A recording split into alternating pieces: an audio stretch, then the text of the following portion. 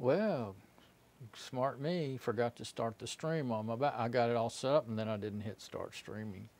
So when I stopped that, I stopped the stream, just talking away, thinking everything was fine, and then I was like, then I realized, oh, my stream is completely offline. I looked over there. When it finally went to the point where it showed that it was offline, I saw that because that's like very different looking screen, and it came out, you know, I saw it out of the corner of my eye.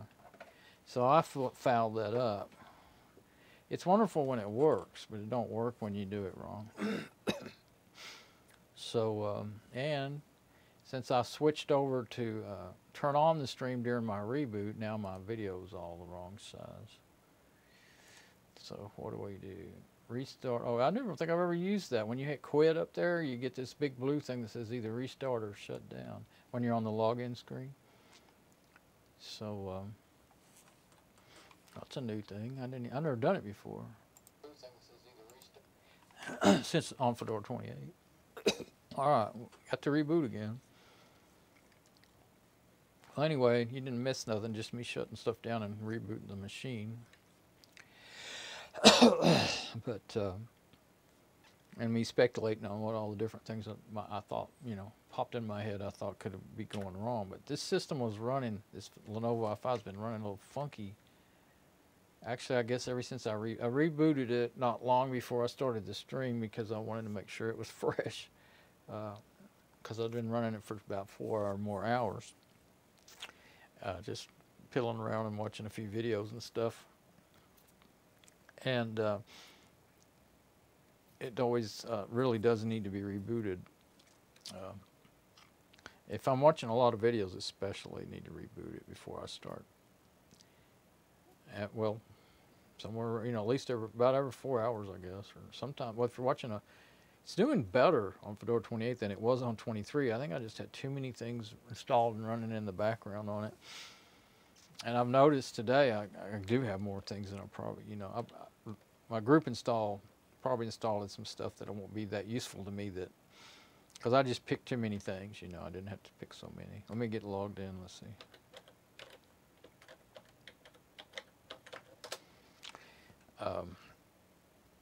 I love to try out stuff, so I'm always prone to installing too many things. And a lot of that stuff that I got with the group installs is back ends to stuff that I may never use too. That's the thing. So we'll see what happens with the ASRock, see if it's still functional when I get back over there. I mean, the OBS right now, I mean, I can see that it's working. It's the one I'm streaming off of right now. It's working just fine. You know, the wireless mic gets connected to the wireless mic, and the SM58 is, well, I'll just leave the SM58 as the mic for this machine. You could do them both on wireless if you wanted, but I'd prefer the SM58. I like the sound better. So when I'm doing desktop videos, I try to stay on it as much as I can when I'm not moving around, you know. Yeah, see, there it goes. It's all narrow and you can't see all the words on that left column name, and then it's always sorted by username instead of by memory. I like it by the highest memory user on top, and then the CPU will follow shortly after. Sometimes they're the same one, like right now. DNF Damon is, yeah, that's because it was checking for updates, 77 updates. So now it's just using 30 megabytes, just sitting there running, waiting, and telling you that it's, I guess it's kind of a good idea to go ahead and install those updates just to free up that much memory. But I mean, it's not a lot out of 4 gig, but it's not minuscule either. So we'll go ahead and open up OBS and see if we can get it streaming again. And yeah, I can't. Well, I was going to say I usually always do a test before I start, but what I'll do is, okay, I see that my mic's working. Let's see if my wireless. Those are the two main things. If I wanted to use wireless, it would be working. So instead of playing my intro and everything, I can just hit start streaming. And of course, I'll use primary profile like normal on here. What I'm not sure about is when I hit start streaming, does it take over from the backup stream, or do I have to go shut down the backup stream? So let's pay attention here and find that out. So I'm ready, aren't I? Yeah. So I'm going to hit start streaming, and if it switches to the desktop view instead of the camera view automatically, then I'll know. Doesn't look like it's going to do that unless it takes a little longer to switch over than I think. It looks like I'm still on camera view for long enough that I would guess it's like I thought it was. One time I thought it did it automatically. If I would have hit backup stream instead of primary, then I think it would. No, it wouldn't. Then it would wait till you shut down the other one for sure. But yeah, I guess even though I hit primary stream, it doesn't automatically take over until I stop the backup stream. So I'm going to go over there to the other machine and do that. And let's hope it runs better this time. Let's see if OBS is froze. No, it's not froze up. It could be that I kept forgetting and leaving it on this screen where I'm showing the preview, and it could have been overwhelming it with this video feedback. It is, yeah, I need to hurry. Lagging. Okay. Now maybe I should switch over to the desktop. I left it on desktop over there on the, yeah, I can see it's switching. Yeah, now it's the desktop. I can see it in my preview. Let's see if I have audio and everything before I even go any further. I should switch over. Yeah, okay. So that's, let me go ahead and shut this machine down. Yeah, it just really works the heck out of it until I close OBS, and then the mouse seems to be back to normal. So there's really something weird about OBS and that Fedora 27 on the AMD ASRock with 8300 CPU.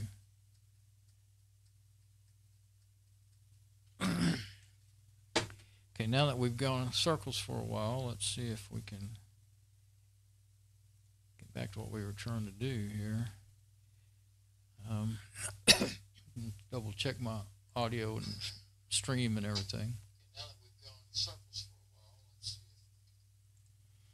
can. Okay, I just heard myself. Yeah, now we're back up to where we were. Okay, let's try opening Media Writer again. Media Writer. And this time, I won't make it big screen because I think I do remember that giving me problems. And Lucky Backup's going to run it. See, you can always tell it hasn't run yet because that SH script for running Lucky Backup hasn't. It's running, but it's counting down for 20 minutes after I boot it up to run the backup. And when it runs, it's going to. I got to be careful about what I'm doing, or I'll ruin my. Oh, it's not going to work. My processor. It was kind of like it was going away again. It did it again. Look at that. I think that there's something wrong with Media Writer in Fedora 28. Okay, so let's see if we can look at the server. It crashed. What in the world? Oops. I'm going to click on report and see if it may take forever. If you click on report, then it just still doesn't do it automatically. You still have to, do it, fill out some forms and everything. There's a few things that's crashed twice, which is just now, today, a Media Writer. I just installed it. Cage, it's crashed. I didn't know that the default file manager in 28 has crashed 5 times. I didn't even know that. Let's see, troubleshoot has crashed 6 times. GJS once. I don't even know what that is. So I guess you ought to get your updates as quick as you can get them. Only bad thing about that is while I'm streaming, Okay, so if I can't use Media Writer right now, then kind of stops anything about burning. I was actually thinking I wouldn't. I've already got Fedora 28 XFCE, Fedora Security XFCE desktop on one of my USB sticks, and the other one has Fedora 28 Mate that I'm going to put on Mom's machine. I don't want to override it. So actually, I was thinking I would just put it in that machine and boot it up and see how it runs before. It may not run well enough. I may have to put Debian on that machine. That'd be fine. I mean, I prefer Fedora, and especially for the server because it has SE Linux security and all that on it. But I don't have to have Fedora. But I thought that'd be a good way to tell if it's a very similar machine to my IBM won't even run it, you know. So,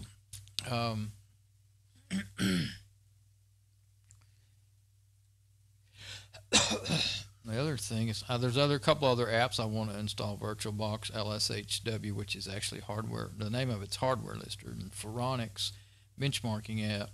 But I'm not going to do those right now. They're not necessities. I got hung up with my Media Writer.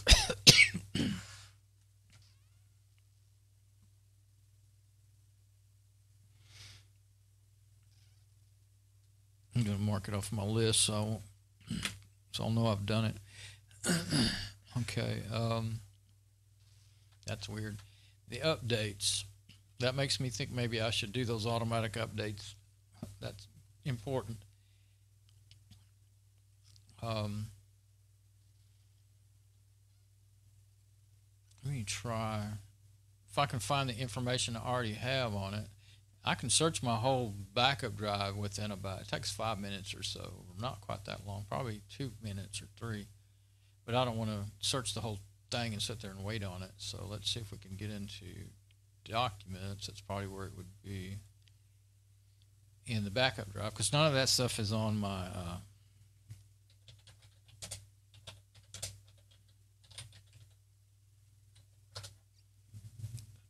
if I can, I don't know how good this searcher is for like phrases and stuff. I put Fedora auto updates in there. See if I find any of that information I have. And while I get, let's just do it on Google too. I've saved it in files. I've saved it in bookmarks. I've saved it in, and of course, Google. Sometimes it just goes back and forth for me which way is faster to find something. But problem is, since I kind of don't want. I'm really hesitating to import my bookmarks this time because I see how much more it slows down Firefox. But when you can open them up, like it's probably still in here. Like if you say open a file, no, it didn't go back to where I thought it might. I can go to my documents and go to bookmarks. There it is. But the searcher, for just search this page is not. I'll even just do it. Search this page is. But it does use some resources too. Oh, I don't have it where you can see it. I could take it out of there, but that's fine. Anyway, it uses some. Yeah, see the machine's not even. Well, let's do it. See what we got here. Yeah, it's not showing up in the top. For last time, I was leaving it like that so I could quickly. Well, it doesn't make much sense. I can always type lucky when I need to know, but it was using a lot, like 20-30% CPU when I first opened that file up last time. So let's see. But you can't just do, like if you do a space, it has to be 21 is the next word or whatever. You can't. Like Fedora Auto doesn't even find it. Fedora Update System, that's the only link in there, and that's from my Fedora for 13 folder. It's a crash search that I was looking up. So you can't, you could really search your bookmarks really well from within when they're actually in Firefox, but not when you open them up in a page like that. So that kind of hinders me using my bookmarks really badly too. So I don't know what I'll do about that.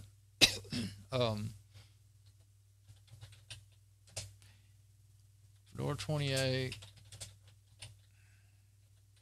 auto updates. Let's try that now. Okay, there's something right there. There's Fedora documentation. That might be the best place to go. It depends on if it's about Fedora 28 or not.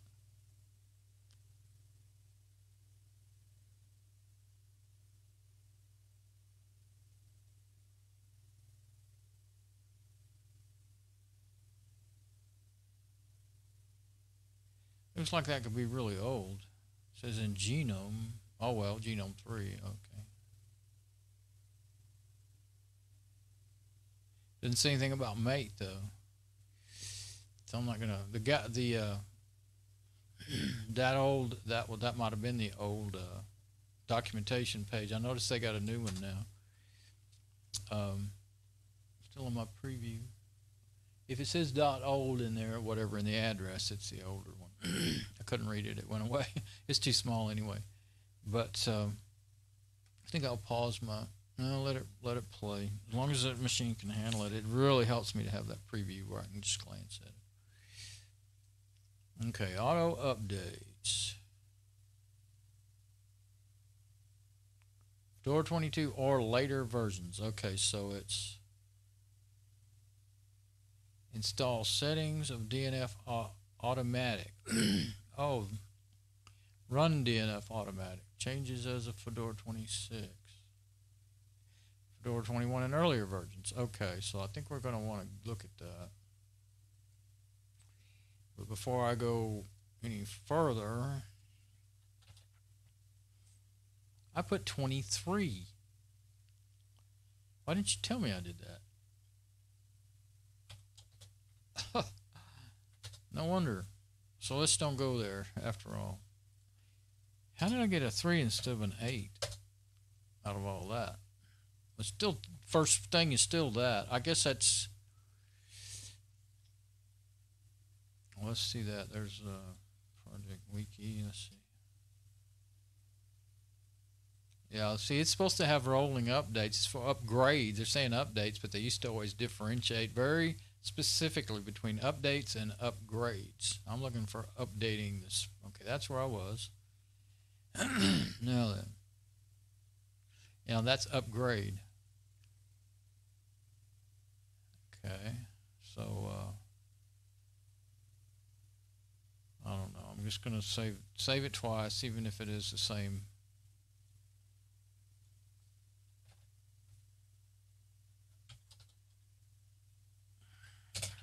And upgrades. Yeah, upgrading the operating system, which I'm doing that manually right now, but I do want to set, especially MOMs, up to automatically. Okay, there you go. DNF, upgrade, and all that stuff. Okay, so that's not what we want. I think I will leave this open in case I have to go.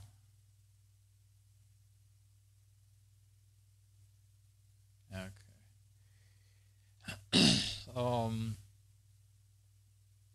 Guess we'll go straight to how automatic updates done. Oh, let's go see if I found anything over here. Well, I didn't find anything. I think I've found what I need, so I won't keep searching my files and stuff. What I wanted was, I knew you had to run some commands and stuff.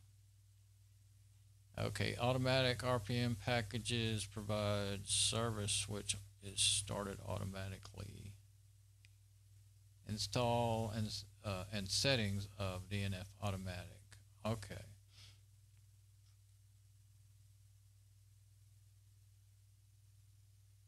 Yeah, see, it's not installed on a fresh, I guess from 4.22 and later, it says, or later versions. So it's the Fedora, on a fresh install, dnf-automatic RPM is not installed, and this will install it. Okay, now here's something else I want to do. Do it right now. You know, if you've seen any of my other videos, you know my install scripts that I've been working hard on.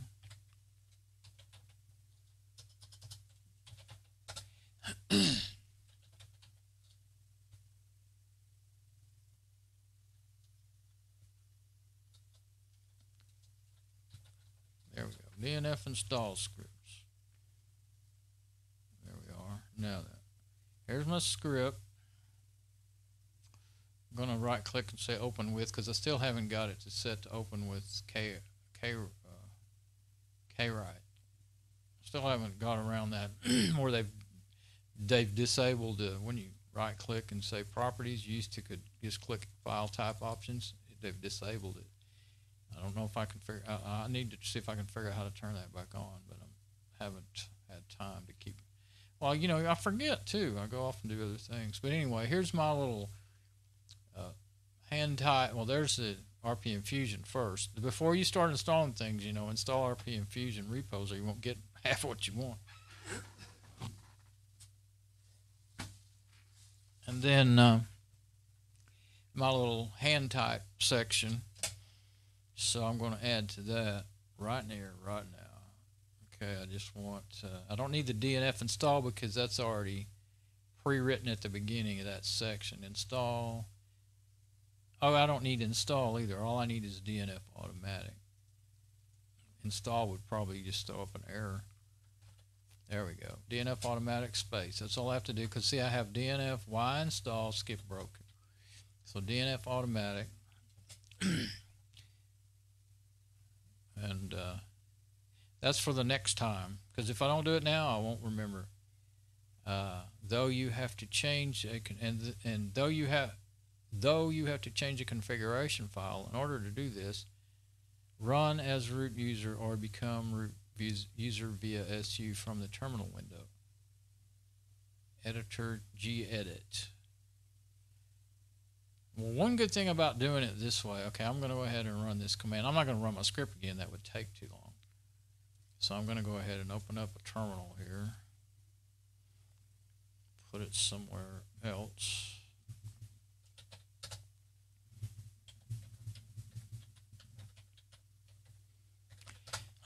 Get my root privileges, as long as I typed it right.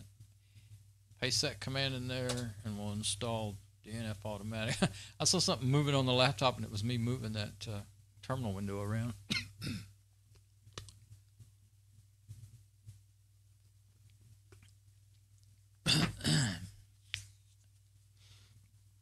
I would go into the package manager most of the time when I'd read these instructions and just install it that way. It used to be easier a lot of times, depending on how simple the commands are.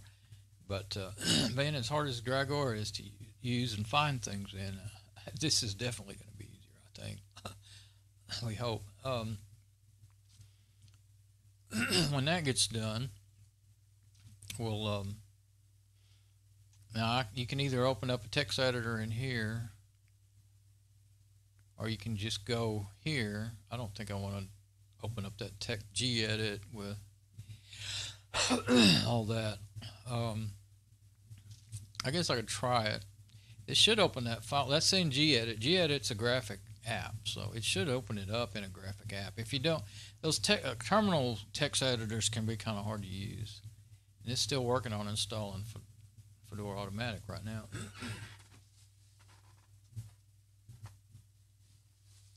So we've got to wait on that.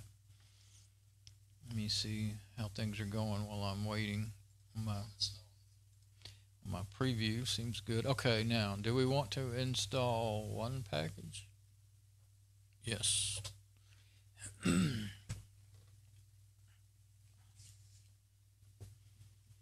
Now this script, the thing is, I don't build a lot of these systems, but my script would be fantastic if I wanted to build them all the same. But I keep thinking, should I run this script on MOMS or should not? Because on the one hand I want to, on the other hand I don't. But one thing, this little hand type section, I can run that on MOMS for sure. And I know I had a longer list of my favorite apps somewhere, but I haven't found it yet in a script, you know, that I had used before.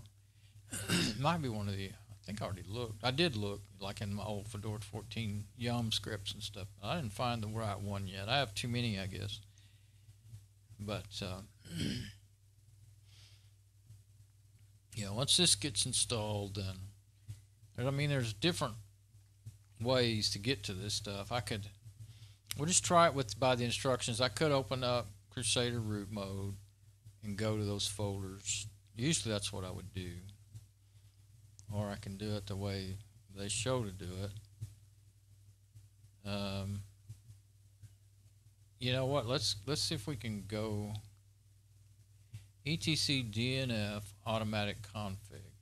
I think we can do that while that's installing. But I will need to get in Krusader root mode. This may actually speed it up. I don't think I can. Actually, those files I think are there, and you can change the configuration. Whether the I don't want to mess it up by messing with them before that's finished installing. But we'll see.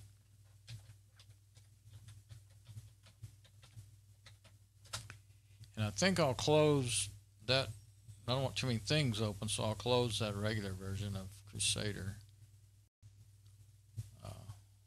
So that might, it'll help with the system resource usage. And let's make those the same. Let's see if we were done with our. It's still working on it. Okay, so now I want to go to etc dnf and look for automatic config. So go to the whole root of the whole system, etc dnf. There it is, automatic config. Now I'm going to hit edit so I can yeah, that to me is way easier. I mean, maybe that command they gave you looked like it would work perfectly to open it up in gedit in one step. But let's see if it's going to work. There it goes. Oops. Oh, it's finally done. Okay.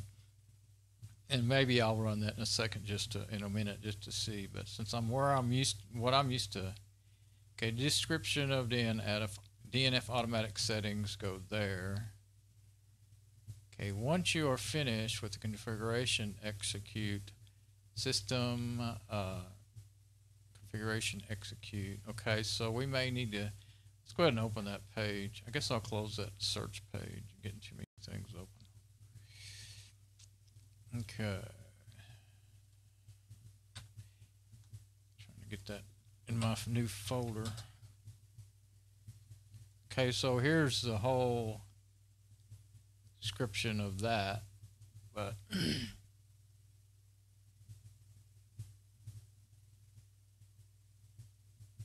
okay. So let's get in this file. Oh, that's my script. Where's the file? There. Is that the file I just opened up? Yeah.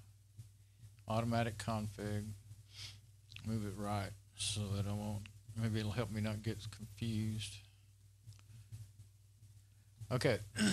Now, what kind of upgrade to perform? Default. All available upgrades. Security. Only security upgrades. Okay. Upgrade type default. Random sleep 300. To just receive updates, use DNF automatic notify limiter.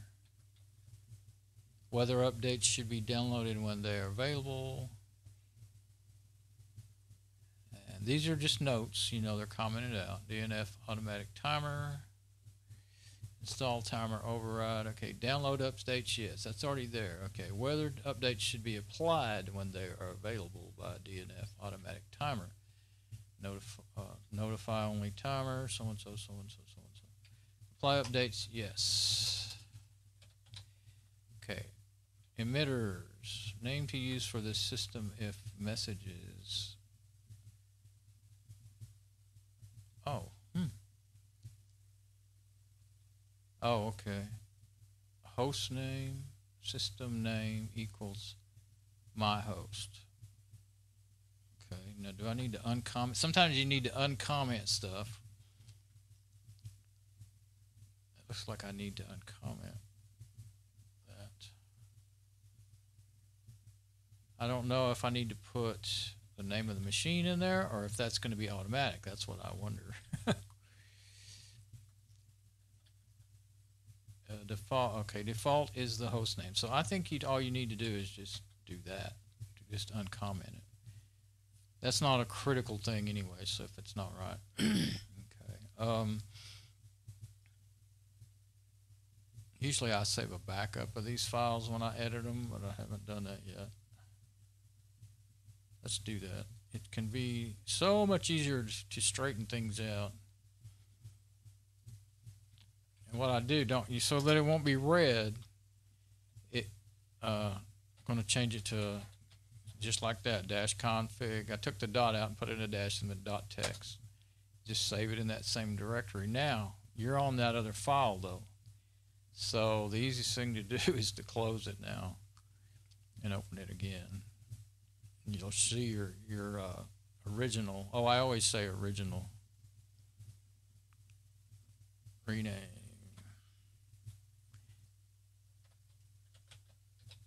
Because later I'll be, what in the world is that? Did the system do that or what, you know?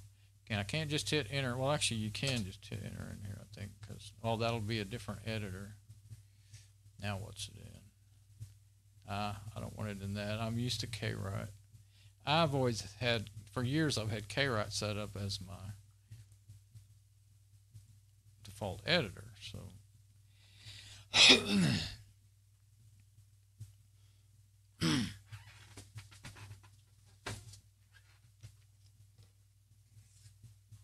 I don't think I got it, or did I? It's taking a while to open up, I guess. Where are you? Come on.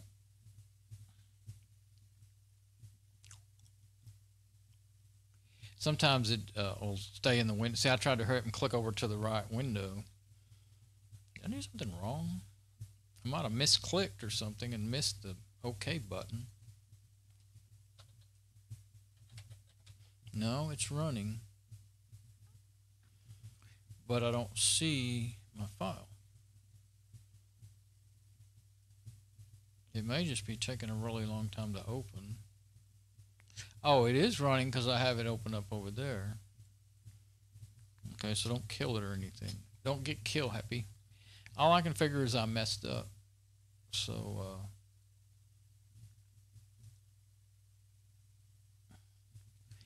I might have, if I clicked over there and not where the word actually is, it might have been what jacked it up. But I thought I saw it trying to open up.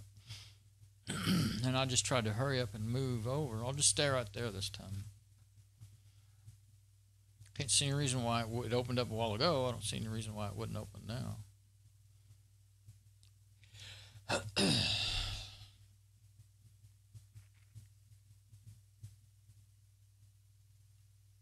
It's not opening up in this one, is it? As a tab? No, it is not. This system, I don't know if it's just what's going on today.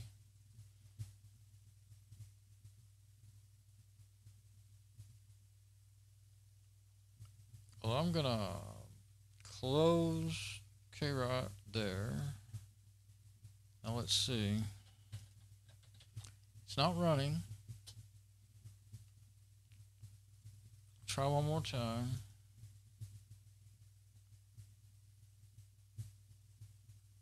I guess I clicked on Kwrite. I didn't click on Kate, did I? I guess the last time I clicked edit in here, didn't I? And that opened it up with Kate, which is fine. That's just about like Kwrite. That's my problem. For some reason, Kwrite's not working from there. I don't know why. It's just flat not happening. Because if I hit edit, now, yeah, see, or KR viewer is what it's called there. All right, well, that's fine. As long as it works, I'm happy. Okay, so go back to where we were. Download updates, yes. Now see, it says it does download updates, but it doesn't apply them. I kind of remember that. I'll hit save right now so that I'll know what's happening. Emitters. Okay, now I'm going to say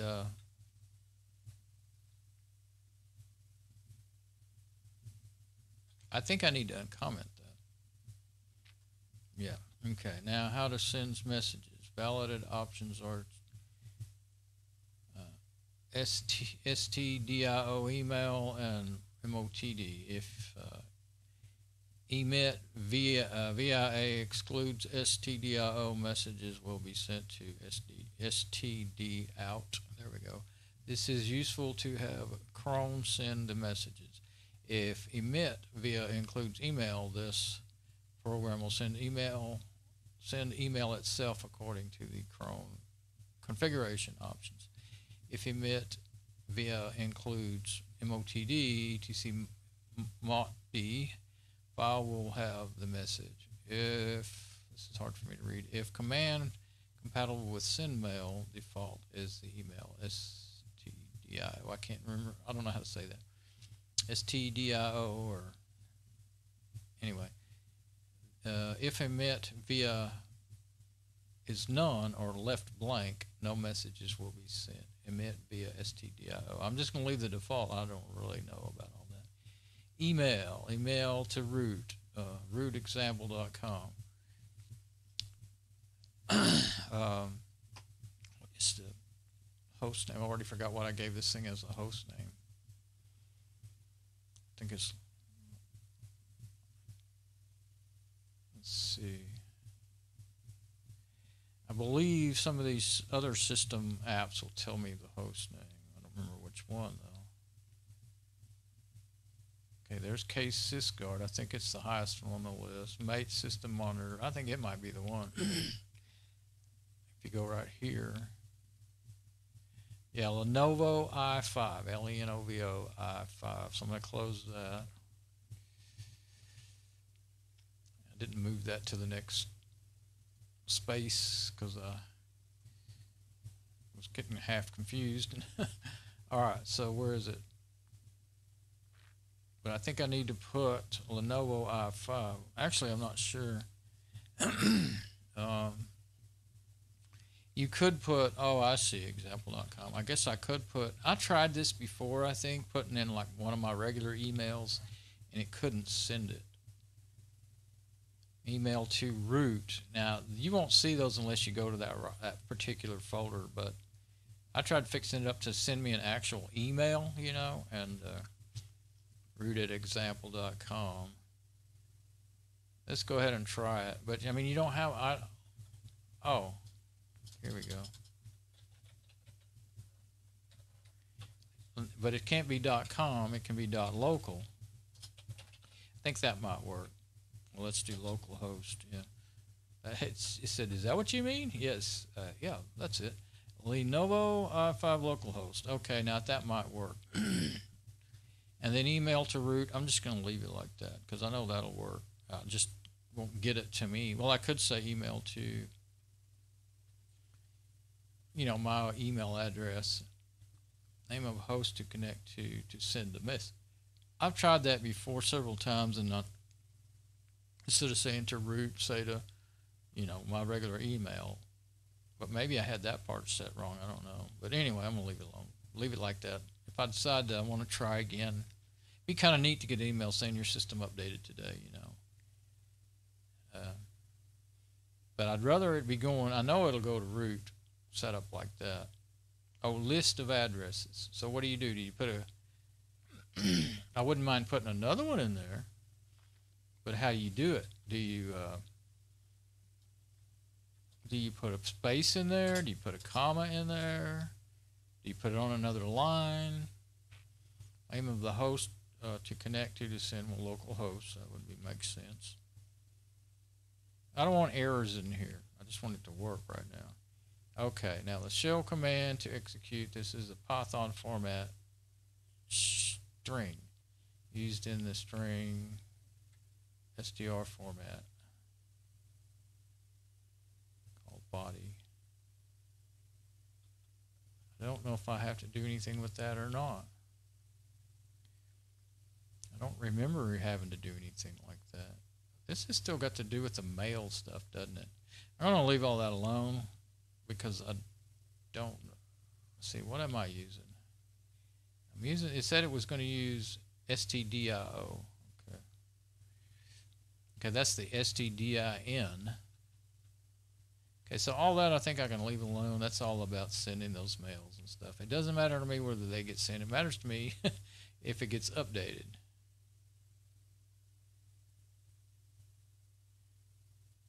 Okay. Yeah, I don't want to keep fiddling with all that right now. I may have put more in there that will actually do me any good. I'm getting out of the area of what I remember to do. Some of the things I remember trying to do it. Now, there it is. See, it seems like the stuff that really matters to make this work is in this default format is already uncommented, and I may have actually uncommented one or two things that weren't necessary. We'll see. And then the base overrides. Okay, and then use this to filter DNF core messages. Debug level 1. Okay. So the main thing here, I thought there was 3 or 4 things that were important, but apply updates, yes. Download was already selected. Download updates. Use my mouse, probably be a little better. Yes, that was already there. I changed that to yes. Let's hit save. And then I fiddled around with some, I uncommented that. That might not have actually been necessary. I think it looked like it is. And then that was already emit via stdio, and then I changed email from root Lenovo i5 localhost. That shouldn't hurt anything. And then the rest I'm going to leave alone. Okay, so now what about the timing of the updates and all that? Random sleep 300. That's fine. I mean, it's going to check for updates not too long after you. I guess that's 300 minutes.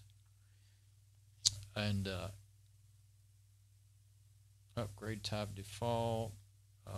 Yeah. Default, all available upgrades. Security, only the security. Well, I definitely want everything, not just security. So, yeah. So that's the main thing right there. That was already set, and I didn't need to change that. And then to just receive updates, use dnf-automatic notify only limiter to just receive updates. Now that says upgrades. Now if they're strictly speaking, that's not just going to be updates to programs and all that, and security updates to programs, but also upgrades to the operating system. But of course that won't happen until they're ready to push that probably next year. So that's fine. I would want that actually by then. Be nice for that to happen automatically. I've always wanted Fedora to be a rolling distro. It never was before. You had to manually do it, and that's why I stayed so far behind. I never got around to doing it because it's so much work, to redo your whole system. As soon as I get happy with it, it's time to reinstall, So I'm going to say that's it. Close this file, and just for the sake of demonstration and learning, I'm going to copy this command, how they would tell you to do it here in these instructions, and we should see the same thing just in a different text editor. Okay, I've copied and pasted that gedit deal to open up gedit. Yeah, there's gedit. Now it should show us just exactly what the file that I've already edited. Updates, yes. Download it, yeah, see that's it, and it should Lenovo i5. So see, I just did it. That wouldn't have been hard since that did that. Used to, when you ran one of those commands, it would open up in a text editor in the like something like Vim or one of those. It was pretty hard to. You had to remember the special commands to work in the thing. Now, since it's using gedit, which is just another simple text editor, that's fine. That's great. That actually, the way I went around and around, it would have been easier, wouldn't it? Probably most likely. Okay, now to run dnf-automatic. So we've gone through that step, and I made it take longer, but I mean it's good to learn more than one way to do stuff. If you didn't already know all this. Run dnf-automatic. Once you are finished with configuration, execute. Okay, systemctl enable now timer. All right, let's do that in our terminal window. Okay, I didn't even have to put enter; it just did it. See, what did we get? We may have a problem with DNF Dragora conflicting with this. I'm not sure. If that's the case, then I'll have to go into somehow turn off the update portion of Dragora. But it may probably uses Dragora is what I'm thinking. So since that's their default update and app installer, and remove and uninstaller program. So I'm thinking that I didn't want to mess with it until I saw for sure. I didn't forget that. I just forgot to mention it. Okay, create symlink, etc systemd, so-and-so, so-and-so, so-and-so, timer, automatic timer. So it should be it should be active now. To enable and start the system timer, check status of dnf-automatic. Okay, we're going to do that then. I didn't read off those commands because I'm having trouble reading stuff anyway. That enabled it. Now this one, we're going to check the status. As you can see, you can't do this without following these instructions, and that's what has changed so much. You used to could do it in the GUI. You click one or two check boxes in the old Genome 2 GUI, which is so easy. Okay, so I ran system CTL list timers DNF. All right, lines. Okay, pass all to send loaded but inactive timers to lines 1 through 6 end. Okay, let's see. It says warning, warning. Let's open this up where we can see it. Okay, so installed, timers listed. Where is my last command? List timers. Okay, so we've got next, past. Okay, 15 minutes left until it's supposed to run, looks like, and then 25 minutes left. 33 minutes ago, 34 minutes ago. I guess that was another scheduled time. I'm really not getting that. They got it in that weird time, so I don't. 20. Well, no, I guess that's 3 a.m. I thought it was that 24-hour time. It's got hours, minutes, and seconds, I think. Yeah. So I guess it's going by the way I have my system set for 12-hour clock. But I read it, like July 12th, 2018. I don't read it 2018, 07, 12. I always forget which one's the month and which one's the day unless I know what day it is when I'm reading it. Okay, now then, press all to see loaded but inactive timers, lines 1 through 6, and skipping, next. I think it's like doing a live readout, isn't it? So there's another set down here now. 30 minutes ago, timers listed. Pass all to see timeout. What do we got down here? So I guess you just got a live reading of the timers now. Okay. So make that smaller again. Okay, changes to Fedora 26. As of Fedora, there are now 3 timers that control dnf-automatic. dnf-automatic download timer, only download. dnf-automatic install timer, download and install. dnf-automatic notify only notify, which is what I've been getting before I did this. You can still use download updates and apply update settings from inside etc dnf-automatic config, which we just did. Okay, for Fedora 21 and earlier versions, we don't care about that. Okay, wait though. Yeah, see, you did it a little different. This is the way you used to have to do it. Before, this is still newer than when I was talking about was Fedora 14, I guess. Maybe, I don't know. I know in Fedora 14 it was still easy with just clicking some checks, and you just go to System, Administration, and go into the Update section or whatever. But this is the way it was in Fedora 21, and I guess till what, I'm not sure. Until they went to DNF, which was 22 or 23, I think. So I know 23 was DNF. So instead of yum, so yum install cron so and so so and so, and I apply updates and so on. So now, so I think we got it set up. Now here's some discussion. Can we trust DNF or yum updates? DNF and yum and Fedora has the GPT key checking available by default, assuming you have imported the correct keys and still have GPT check 1 in your etc DNF or your yum.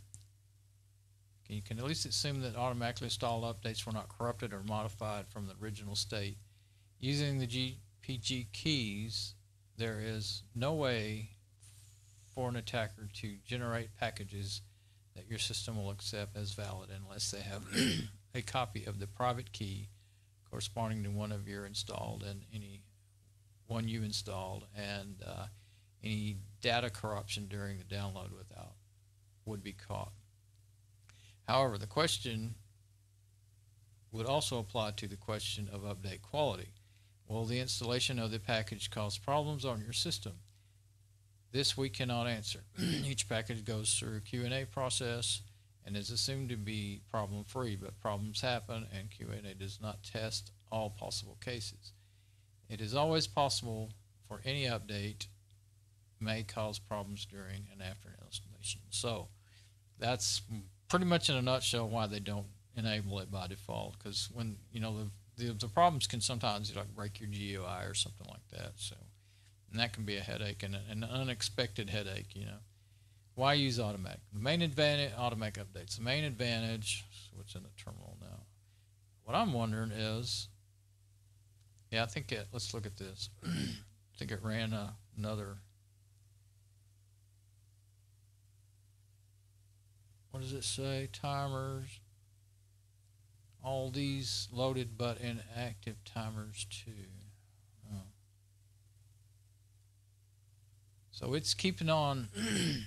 Time is it now? 2:40. 2:00:37. 2:00. Not sure. It's still checking it out. It's still telling us what's going on in the timer. Anyway, I'll keep that running for a little bit. I'm gonna go ahead and close this Krusader. Krusader file manager, so that it's not using up system resources. And it's the root mode. So if I forget and jump in there and do something, I might accidentally break something. So why use automatic updates? The main advantage of automating updates is the machines are likely to get updated more quickly, more often, more uniformly than updates done manually. We see too many compromised machines on the internet which would have been safe if the latest updates were installed in a timely manner. So while you should still be cautious with any automated updates solution, in particular on production systems, it is definitely worth considering, at least in some situations. Okay, I'm tired of reading all this. Reasons for using. Okay, well, we kind of know that. Reasons against it. You could break something. But anyway, this is all good reading. I just read it so many times over the years. I mean, it may be a bit different right now than it has been, but best practices when using automatic updates. Check for package updates. Okay, you can go into var log, and you know what? I did get some cool, if I could spell, I got some cool log readers. I've got log file viewer, logs, event logs of your system. Those are some things that I really like to use sometimes. Might go into one of those. Let's see. Let's go to system logs. Let's see. There we go. What do we got in there right now?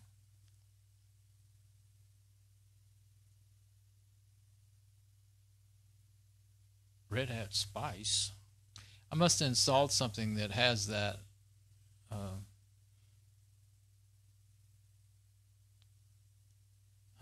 don't know. I forgot what Spice is, but that must have been in my groups that I installed. This is unable to read system logs. Oh, I guess I have to run it as root. That's what it is. Now here's all. There's a lot. I don't know. I don't know what it was it couldn't read.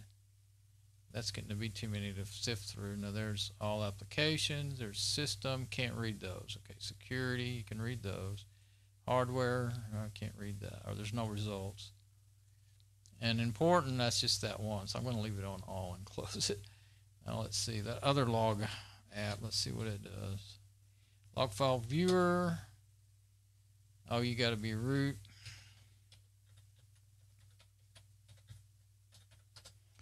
Let's see what this one is. Oh yeah, this is probably I think this one, I mean, it's a good, they're both good, I think, but boot log, there you go, straight into the boot log. If you've got boot errors and you want to look through them.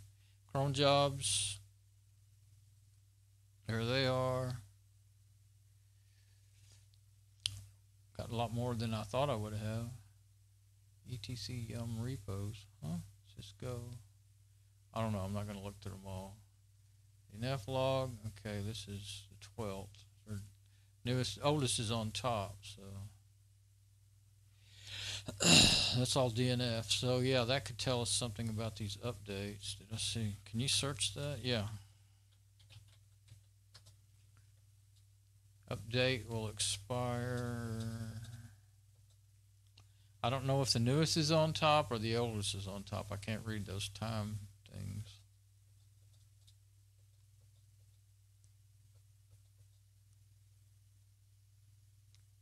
(12T0636). What does that mean?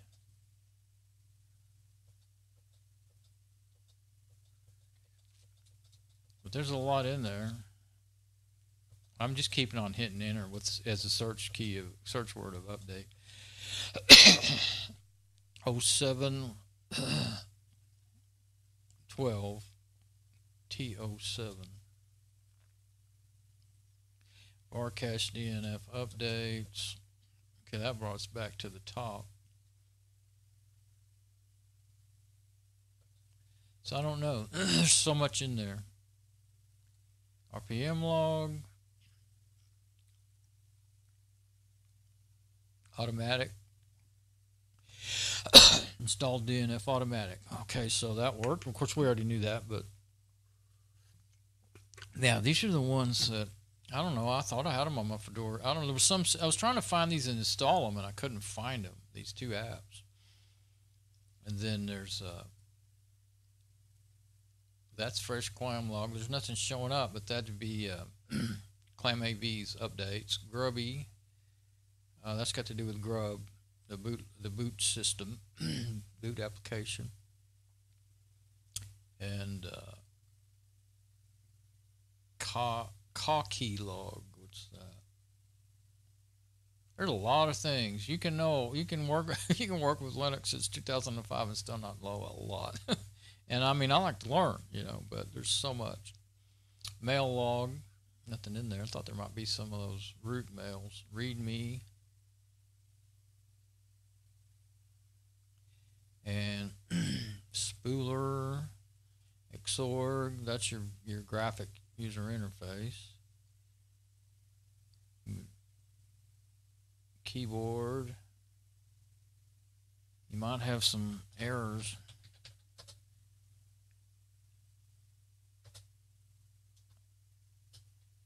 Okay, let's see, and then Xorg 9 log.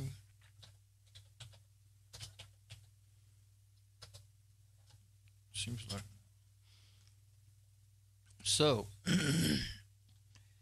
There's some good apps. Okay, so and I'm not gonna go through every little bit of this because it's just too much to keep going through, and my brain is not wrapping around it too good right now. So I won't be able to help anyone. You'll have, you have to read it for yourself if you're interested in that. Then probably be best anyway, wouldn't it? Okay, and then later, Fedora 22, and of course we just did those settings in automatic config. Let's see, met via email. Let's see. You can monitor updates availability automatically by email or after modifying dnf-automatic configuration files. There, okay. Emitters, email. Rooted local hosts, yeah, okay, and then a list of addresses. Still doesn't tell you. I wish there was a comment that told you how to format that list. It's probably, I don't know. It could go, for me in my mind, from everything I've seen, it could either be comma so and so or space with another email address. But I'm not going to mess with it. I just want it to work. I don't want to do things that are risky of hanging it up, you know. Localhost. Well, I left all that alone. Let's see. You would replace root with actual email address to which you want reports sent, and localhost with actual address of SMTP server. So yeah, that would get a little. You'd have to go look all that up. This change will mean that after DNF runs, it will email you. That would be pretty cool. I might do that at some point if I can remember to go back and do it, but not right now. I do know that as its default, it'll send it to your email it to root at localhost, and if you go find your mail in root, then you can read it.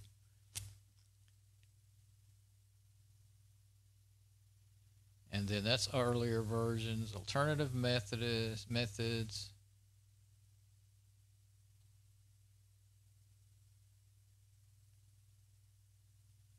That's a whole nother application. I didn't remember that. Notifications or alternatives, which you already get, you know, by default. So there you go. That's the, I don't have that in my favorites. There we go. What's this? Now that's a full explanation. I'm sure if you'd go to this page, this is DNF red hat docs.io, so-and-so. It would tell you all those questions that I can't answer because things I was sitting there going, well, I don't want to get into it right now. So there's the details right there.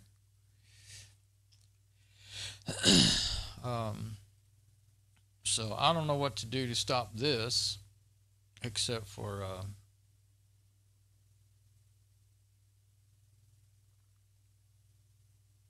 close the window. I don't know, when I get into one of these, it says that keeps running like that, unless it tells me somewhere in there. I am going to do this though. Select all, copy. Oh, what did I just do? I don't think you could paste in there. Yeah. Oh, I did paste that in there. I don't know how. Oh, that's my, I don't know what. Well, I know I don't want that. There we go. I didn't mean to paste. Select all, copy, and I'll just open up LibreOffice and I'm going to paste all this in there so I can go back and look how to do that again, or what happened in case I run into, like, you know, it doesn't work and I'm wondering what I did wrong or whatever. Go back and check my work.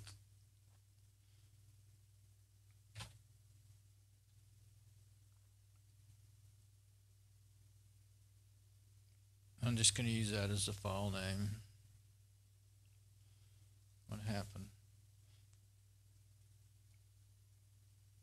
Select, right click, copy. There you go. Save as.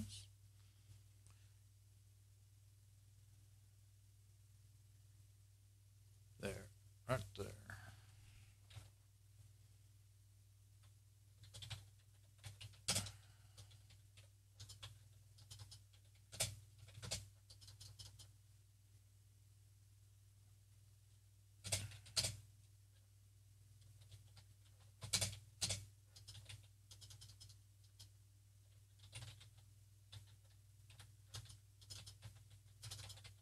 There.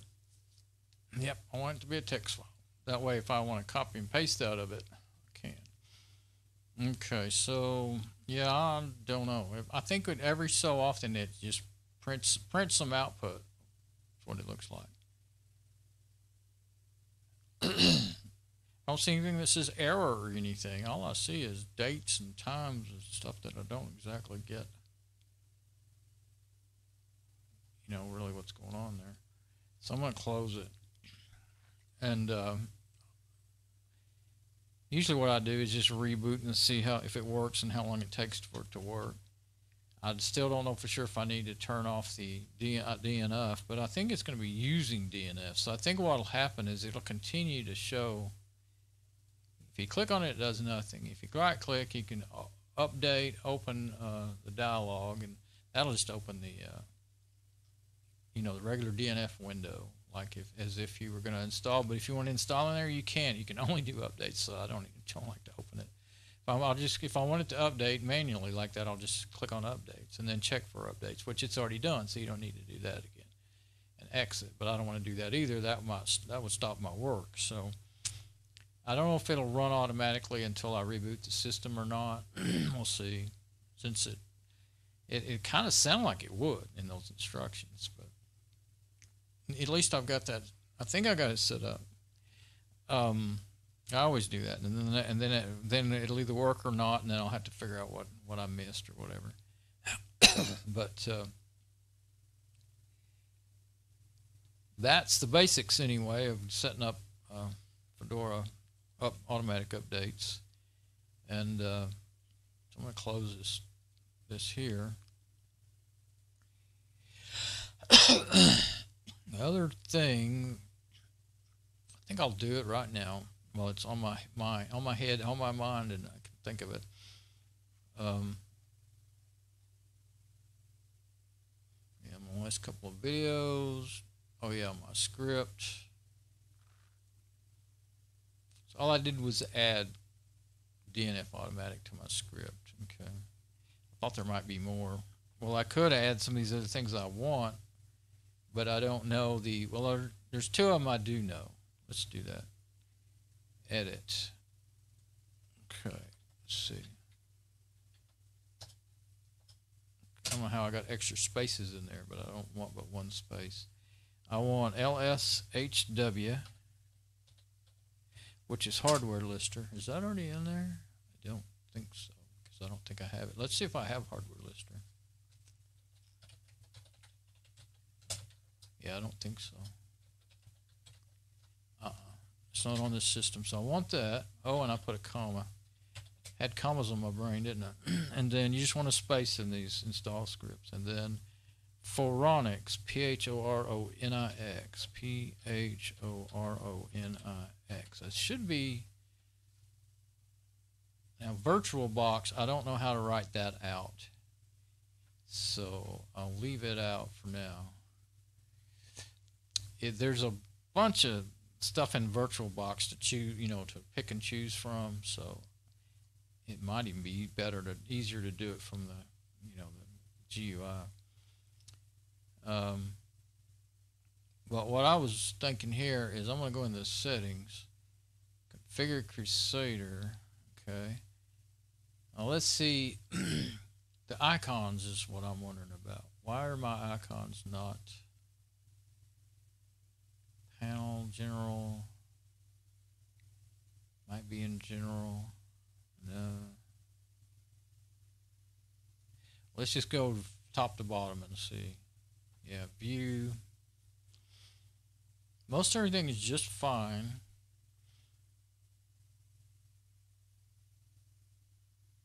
Sort. Font. I don't change the font or anything. It's just that the icons are really strange looking. I don't see anything about icons in there either. Buttons. Well, that's which buttons do you want? Select mode. Yeah, I like the Krusader mode. Media, layout.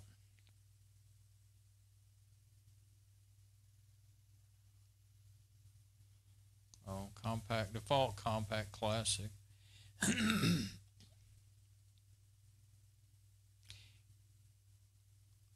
don't see the word icons in there. If it's there, I'm missing it. Colors, I usually never... Whatever changes I did, I didn't want any changes, so... Oh, no, I hit cancel, it didn't work.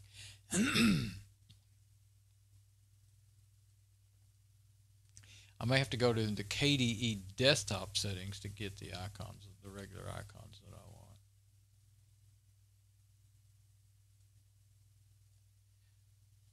want. Which figure out what icons I've got chosen out of Mate desktop, and then go put them in KDE desktop.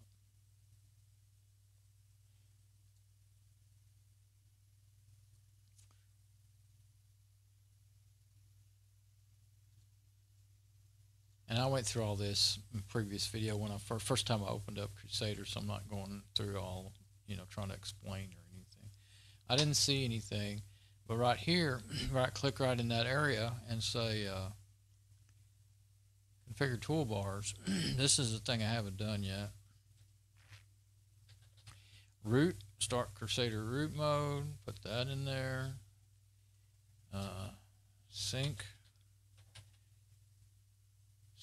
Synchronize folders is what I want in there. And then what else do I always want in there? Let's kind of look through it now.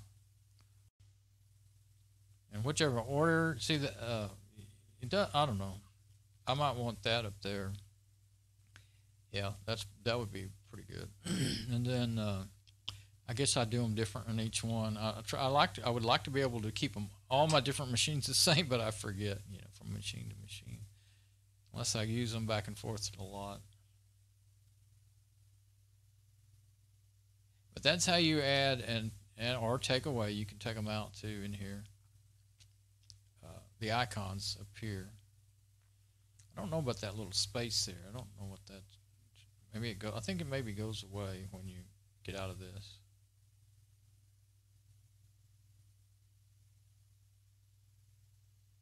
There's a lot. You don't want so much that you can't find anything.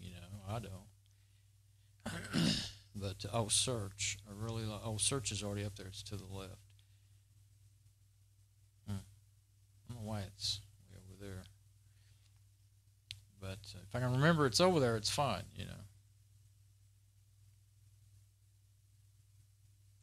But I like that little filter in there because it's hard. It's as many as there are. It's hard to find the ones you want. Oh, start terminal here, definitely. Okay, there we go. Swap panels, swap sides. That's kind of handy. Where'd it go? Swap sides. I'll leave it like that. And there's a difference between synchronized folders and synchronized folder changes. I guess it's kind of self-explanatory, but I like the synchronized folders. I like to use that the most. Unpack, you could put that up there, but I'm used to going to File, Unpack. That's fine. I don't unpack, compress files that often anyway. So I'm going to hit Apply, see if I like the order that it's in.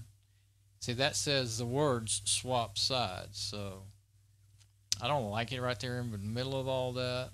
So I think I'm gonna, I don't know.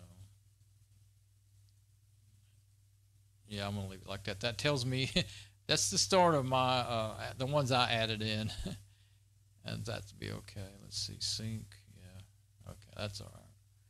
Although it would probably be more. I'd rather that was not a big old 2 words like that, but I don't know. I kind of like it being closer to the rename and sync. I like swap sides being close to the sync, really. So let's try it this way then. That'll be okay. I think I like that better. Of course, it's all preference. So anyway, now I've got the main. I'm sure I'll remember 1 or 2 other things. What is that? Compare by content. Search for files. You might be able to drag that over there or something, but that's fine. Because if you go to Tools, you can go Search. But if you go that way and you happen to see the search, I would see it more if it didn't have these weird icons. So let's go look. Preferences, hardware, displays, look and feel, internet and networking. Looking to see if I have more new stuff. I think there are some new things since I installed all those groups. Riggle preferences? I don't remember what Riggle is. Something I installed with my groups, my group installs. Okay, appearance.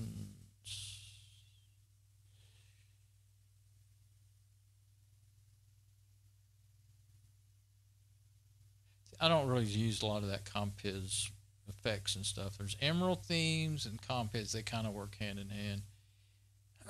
Whatever's the default's fine with me. It's not too much, not too little. There's like when you click on things, you'll see a little bit of something when you click on an icon. KJ actions and configuration tool. Sometimes you can turn things on and off on there. Like I noticed it's been crashing. It could be some of those. I don't think I messed with it. It could be some of those. There's some like add-on type things that might not work so good sometimes. Anyway, I'm going to go to appearance. I want to see what my icons are. My icons are great as far as on my machine, you know, my desktop and all that. I think I already set that. So let's see. Traditional OK is what I'm using. And maybe I didn't even change the icons.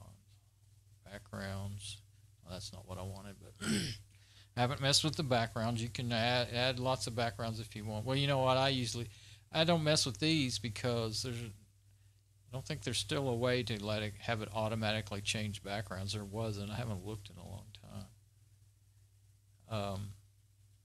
I always do like that, and I use that wallpapers has a Z on the end to do the automatic change in desktop backgrounds. I haven't done that yet. Fonts.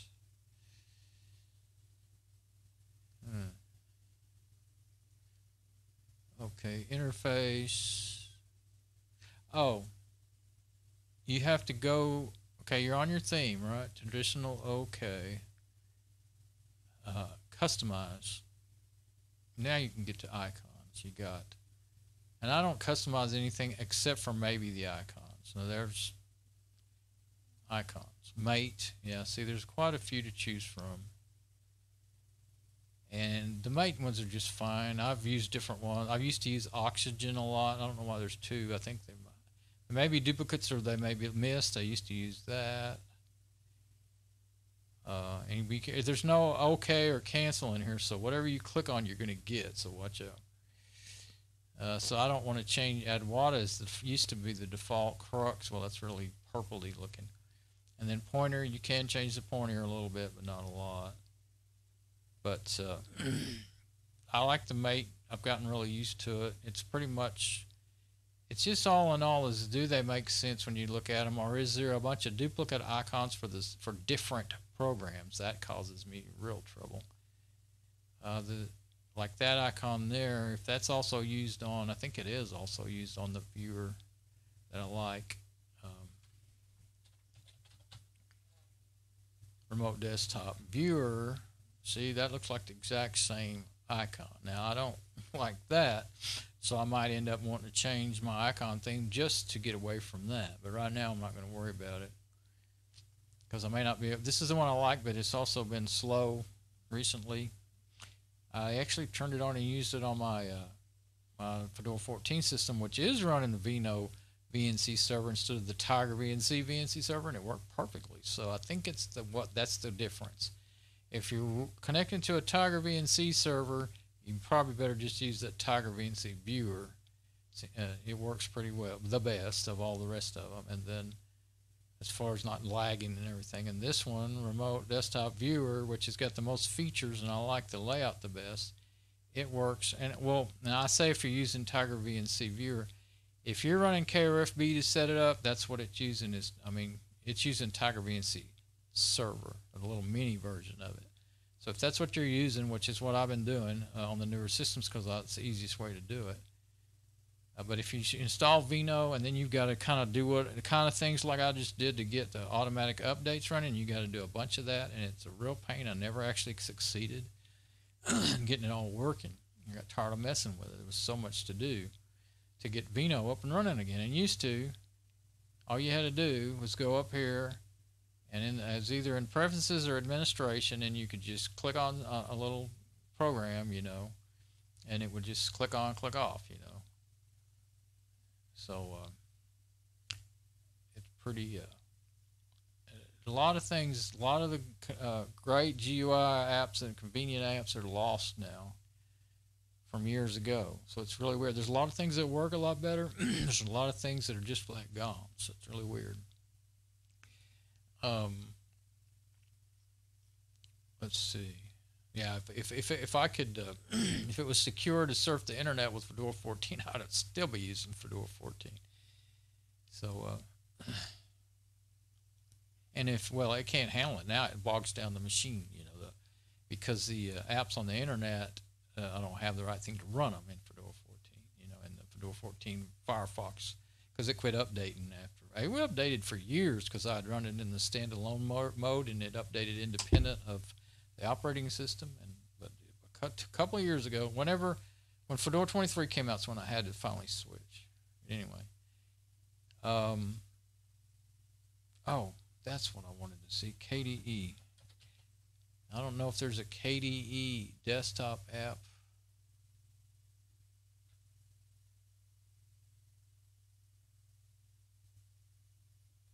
I don't think I've installed enough of the KDE. I've just let whatever apps that are KDE apps, I've let them install what they needed, but I didn't install the whole KDE desktop.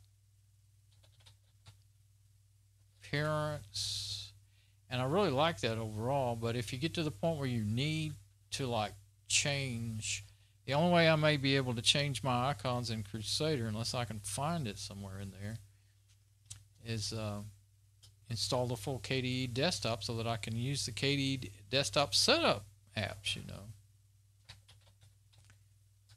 Icon. Compiz Fusion icon. KDE front end to mathematical software. Well, let's see what this Compiz Fusion is. Let's close that. I didn't. Uh-oh.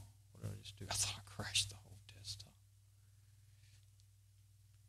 Okay, what's this?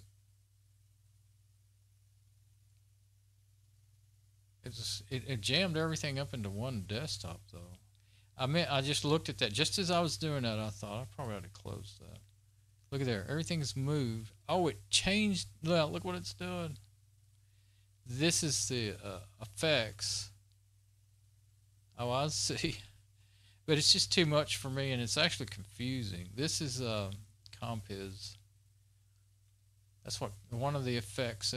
I guess what I did was turn it on. Yeah, see, Emerald Theme Manager, but it confuses me. It just doesn't work near the same as. But if you want some fancy effects, there you go.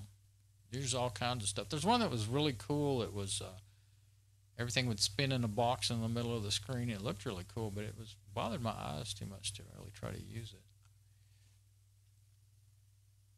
Let's see. I just was trying to manage some icons. It doesn't even show up in there. Okay. Yeah, it's completely.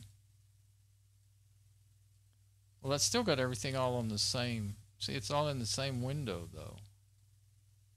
It's jumbled them all up into that same window by turning that on. Let's see. So I'm not going to go into that anymore. Let's try quitting it and see if everything will. Oh, man, I don't want that on. System monitor, we'll move it to workspace 4. I lost my workspace 5. I guess that might be why it did that, because it didn't have. I have like 6 workspaces, I think, set up on mine. Okay, now it should do it. See, it does that. That's really not the cool one. So all I did was I turned it on, but I didn't close the. I didn't get the little box going. I don't want to mess with it because I don't want to make it any more weirder than it already is. I mean, it looks cool. This is like, well, this is sort of okay cool. That box thing was really cool. It was, you could spin it and stuff. It was, and I believe it came out. Let's see, I can't remember if Mac came out with something like that, but anyway, it was very early on, years ago. I think it came out before Mac, or Mac had something similar that came out after that, I think, or around the same time. We'll just say around the same time because I don't know for sure. Anyway, yeah, it really, see, things are not, some of them are like I want them, you know, like full screen, and some of them aren't. So if you want a slideshow or whatever on your desktop, you can do it. It's all used to. You had to install that stuff separately. Now it's just there with that. Just came with I know it was there, I just didn't want to mess with it, you know, with Fedora 28. I think it came with Fedora 23 too, I'm not sure. But it's drop my nose. So I knew if I got into doing this, I would spend forever doing it. VirtualBox. I think I will open VirtualBox. I mean, I will look in that software app. I'm not so sure that this one here, this software app, might have been why the machine started running bad. So let's open up Dragora and see if I can find VirtualBox in there.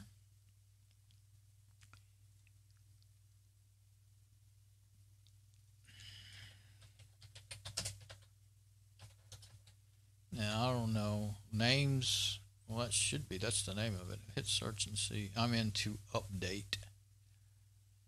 I have to go, I can either go to all or available. Now, let's see, I don't see available. We'll have to go to all. That's the only way I can see to do it.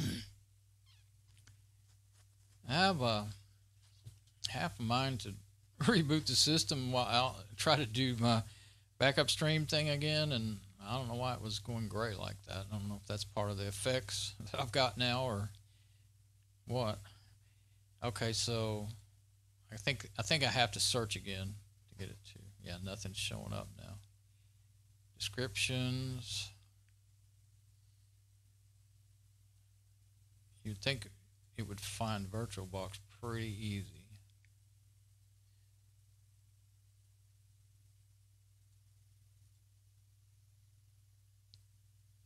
I still left my preview playing over there on the laptop all this time, which has actually been helpful to keep me knowing everything's working, but I hadn't listened to make sure the audio was working. That's still searching.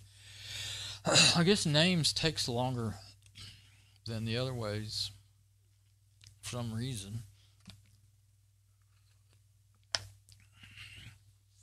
But I was talking about maybe rebooting to show, but it could still take a long time for that update. I don't know when the timer is going to go off and tell it to do, you know, go ahead and update the system. It'd be really cool if you could see it on the video.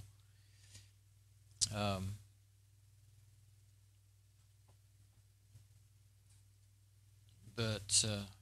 I'm getting to where I need a break, so I don't know if that's such a good idea. Okay, nothing comes up in names, and I don't think VirtualBox should be a hit enter. There it is. It's got to be one word. Now, that is the worst search I've ever seen in a package manager, ever.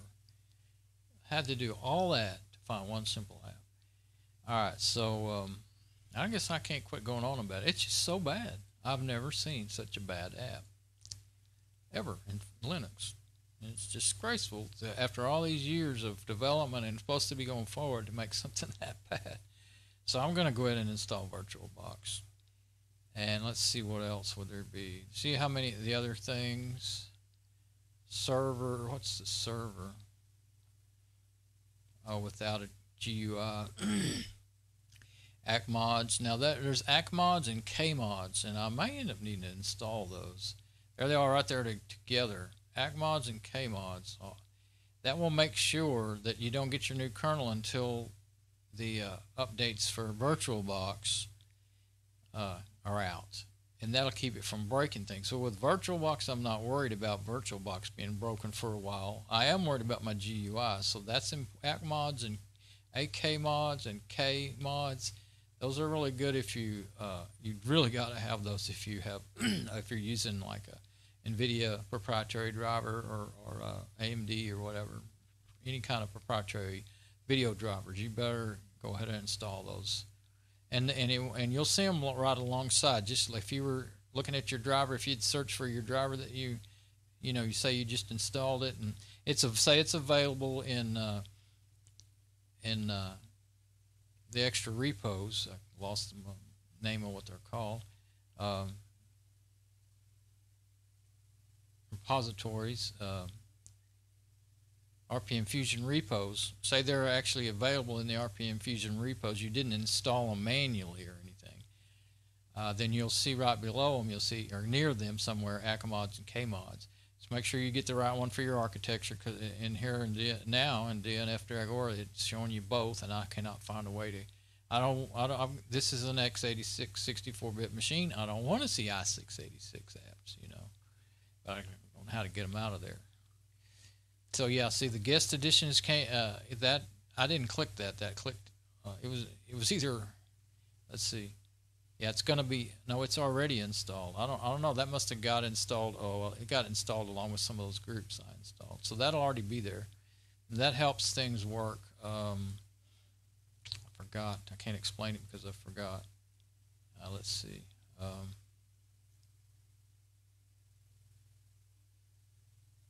Support better integration with VirtualBox guests in the host, including file sharing, clipboard sharing, seamless mode. Yeah, it makes that stuff work better. So, and that's all I see in there that I think I want. If I find a functionality that doesn't work, there is, well, like USB wouldn't work without that. Used to, if you want to plug in a USB device. So, but that's already installed. So, actually, for a while you had to do it for a year and a couple of years, and then later on you actually didn't need to install it. And if you did, you would break it. That functionality. But I'll tell you what, in Fedora 23 I never got the USB to work right. I don't know if I ever saw it work. Wait a minute. Yeah.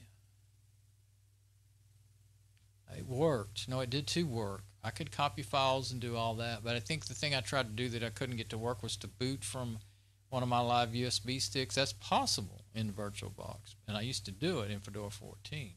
Or a CD. And I think CDs and DVDs work, but not USBs. I never did figure that out.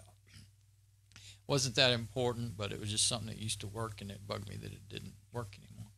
So anyway, I'm going to install that, and this is what we're going to get. Oh, it's going to do the ACMods and KMods, and I didn't select them. So that's they're considering it dependencies.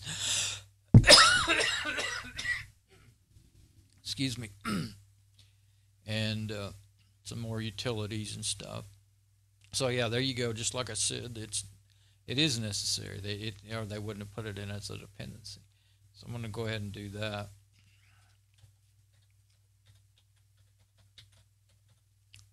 Because I've been wanting to run that, and I may be able to run it. I'll try it in that Box app.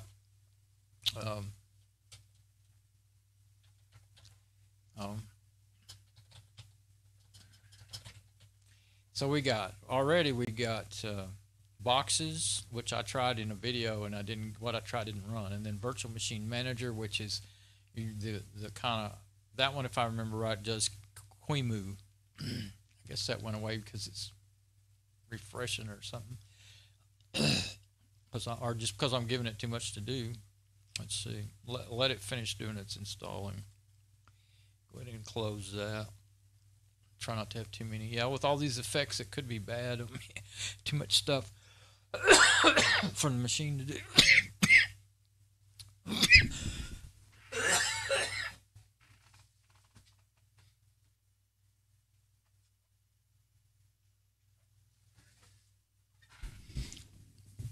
I don't know. I guess maybe getting time for me to have another allergy pill.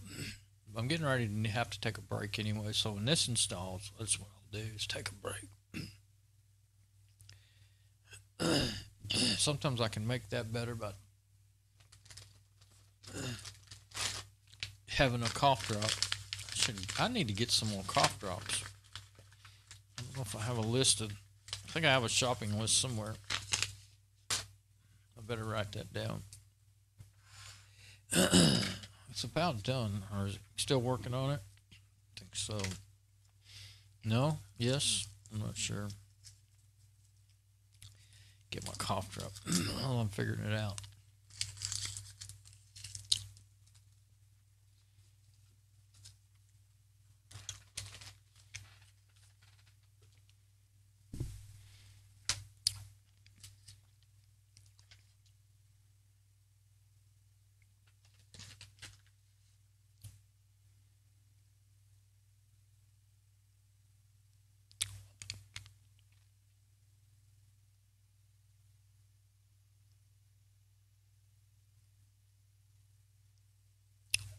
Ricotta Honey Lemon. That's the cough drop I'm talking about. R-I-C-O-D-A. No.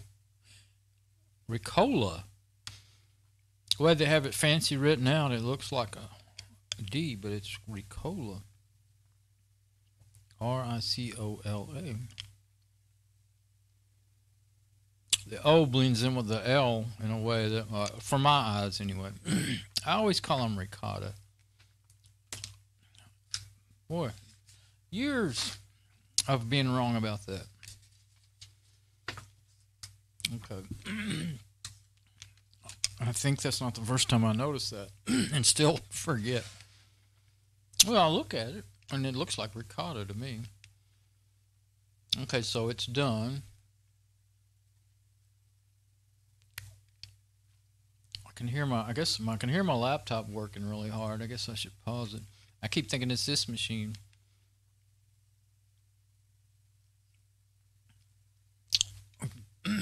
It even changes the look of the icons. That's got a square. I may be doing that to show me the last thing I clicked on. I don't know.